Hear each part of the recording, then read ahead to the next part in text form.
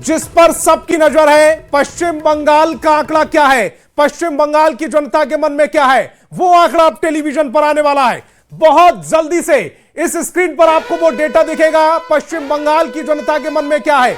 सब जानना चाहते हैं पश्चिम बंगाल में कमल खिलेगा या टीएमसी, यानी कि आ गया स्क्रीन पर आपके 85 से 110, ये टीएमसी 85 से 110 सीटें जीत सकती है और बीजेपी की बात करें तो 178 से 208 सीटें बीजेपी के हिस्से आ जा सकती हैं पश्चिम बंगाल में, यानी कि बीजेपी पहली बार सरकार बना सकती है एग्जिट पोल के आंकड़ों के मुताबिक। और जो 10 साल से, माफ कीजिएगा 15 साल से पश्चिम बंगाल की सत्ता पर काबिज है ममता बनर्जी, वो चौका नहीं लगा पाएंगी, यानी कि चौथी बार जीत दर्ज करती हुई नजर नहीं आ रही है एग्जिट पोल के मुताबिक। कम से कम 85 से 110 सीटें, ये इस समय डेटा आपकी टेलीविजन स्क्रीन पर। बीजेपी 178 से 208 सीटें, यानी कि 294 कुल सीटों में से बीजेपी 200 पार भी जा सकती है।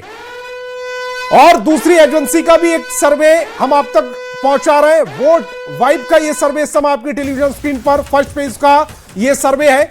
टीएमसी 51 से 61 सीटें और बीजेपी 88 से 98 सीटें, कुल 152 सीटें जो पहले फेज में जिन सीटों पर मतदान हुआ था उनका डेटा इस समय आपकी टेलीविजन स्क्रीन पर है।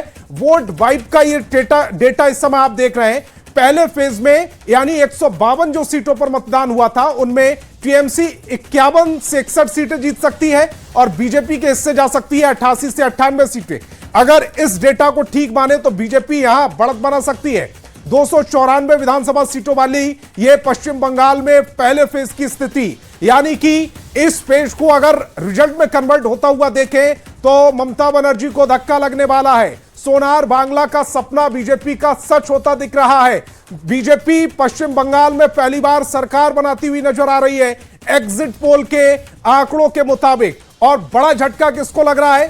टीएमसी को, ममता बनर्जी को। ममता बनर्जी इस पूरे चुनाव में बेहद आक्रामक चुनाव प्रचार करती नजर आई थी, लेकिन उसका फायदा कम से कम पहले फेज के जो डेटा इस समय आपकी टेलीविजन स्क्रीन पर नजर आ रहा है उसमें नजर नहीं आ रहा है। टीएमसी को 51 से 61 सीटें मिल सकती हैं, बीजेपी के हिस्से जा रही हैं 88 से 98 सीटें, यानी कि 88 से 98 का मतलब यह हुआ बीजेपी बड़ी बढ़त बना सकती है। जब दूसरे फेज का डेटा आएगा उसके और पहले फेज को अगर मिलाएंगे तो बीजेपी के हिस्से बड़ी बढ़त जा सकती है। और हमारे साथ 3 मेहमान जुड़ रहे हैं